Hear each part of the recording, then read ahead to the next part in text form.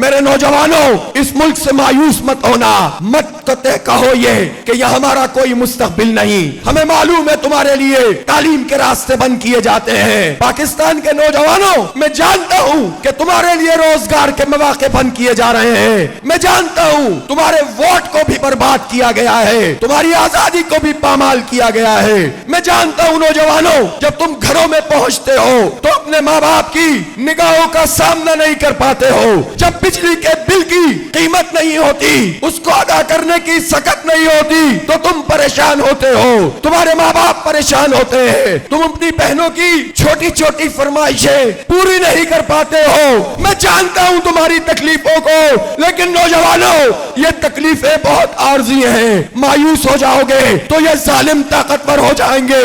تم امید کے چراغ جلاؤ، یقین سے ہمکنار ہو، ہمارے ہاتھوں میں ہاتھ ڈالو، ہمارے ساتھ مل کر چلو، اس پاکستان کو صحیح معنوں میں ایک آزاد پاکستان بنائیں گے انشاءاللہ۔